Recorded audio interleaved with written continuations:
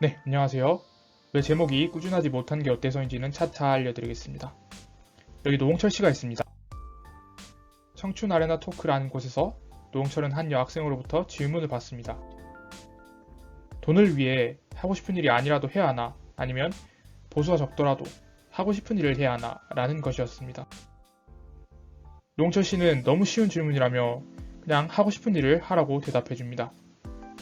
자기가 한 대답이 무책임하고 그냥 하는 말이 아니라는 것을 증명하기 위해서 자신의 인생을 간략하게 설명하기 시작합니다.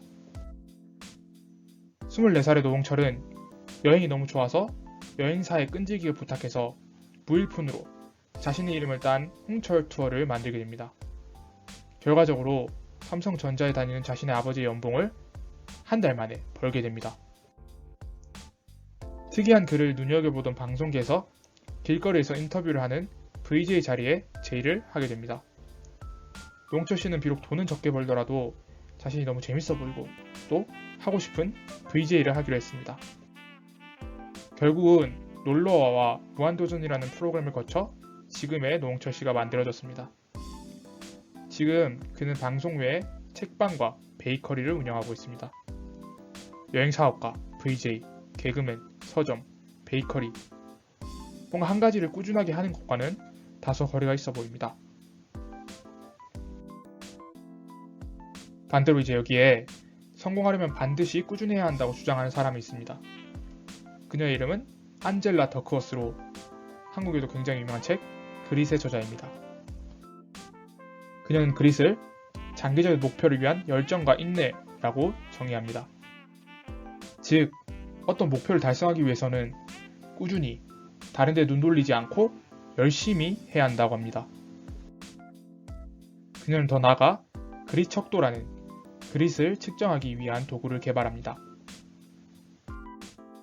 검사 문항은 새로운 아이디어와 프로젝트 때문에 기존의 것에 소홀해진 적이 있다.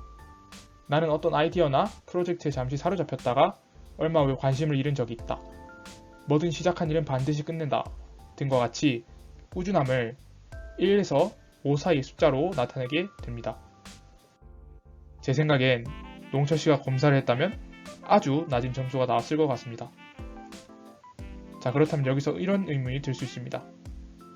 엔젤라 더크워스 씨의 말처럼 한 가지를 꾸준하게 해야 하나? 아니면 노홍철 씨처럼 흥미 가는 대로, 그냥 재미대로 이것저것 해보는 게 맞나? 자, 여기에 분석 심리학의 창시자 칼 융은 이런 답을 할 것 같습니다. 그런 사람도 있고 아닌 사람도 있다고요. 이게 무슨 말인지는 차차 그의 이론을 통해 설명해 드리겠습니다. 그의 책 심리 유형에서 그의 약 20년간의 정신분석가이자 치료자로서 그리고 자신과 자신 주변의 사람을 관찰하고 그리고 또 다양한 책과 논문을 분석하여 사람이 가지는 몇 가지 유형을 정리하게 됩니다. 사람들이 그들이 자주 쓰는 심리적 기능에 따라 감각, 직관, 사고, 감정 유형으로 사람들을 나누게 됩니다. 굉장히 익숙해 보일 수 있습니다. 왜냐하면 여러분들이 익숙한 MBTI 검사의 기초가 되는 이론을 마련한 게 바로 칼 융의 심리 유형입니다. 자, 이쯤에서 노홍철 씨의 MBTI를 한번 보고 가겠습니다. 인스타에 ENFP, 재기발랄한 활동가라고 나와 있습니다. 즉, 노홍철 씨는 직관 유형, 상세하게 말하자면 외향 직관 유형에 속한 사람입니다. 자, 그렇다면 이 책에서 그의 유형에 대해서 어떻게 설명하는지 한번 살펴보겠습니다. 위에 영어 원문이 있는데 관심이 있으신 분들은 잠시 정지해서 해석해 봐도 좋겠습니다. 우선 이 유형은 사회적으로 무엇이 가치 있나 보다는 자신의 생각에 가능성이 있어 보이는 사업, 사람을 중요시하긴 한다고 합니다. 또한 장기적, 안정적인 상황을 선호하지 않는다고 합니다. 그리고 사람들의 가능성을 파악하는데 굉장히 소질이 있다고 합니다. 자신 스스로도 가능성을 잘 찾기 때문에 남에게 그 가능성을 보여주어 그 사람들을 동기부여하는 데도 굉장히 소질이 있다고 합니다. 하지만 여기저기 기웃거리다가 인생을 낭비하게 될 수도 있다고 합니다.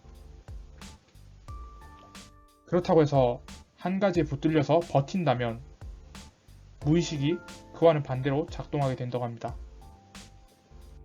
자, 그럼 이제 결론을 내려보겠습니다. 농철 씨와 같이 외부에서 끊임없이 가능성을 찾고 아이디어를 생산하고 탐험하고 실험을 하는 사람은 그렇게 해야 하고요. 한 가지 일을 신중히 골라서 꾸준히 해서 결국 성과를 내는 사람은 그렇게 해야 합니다.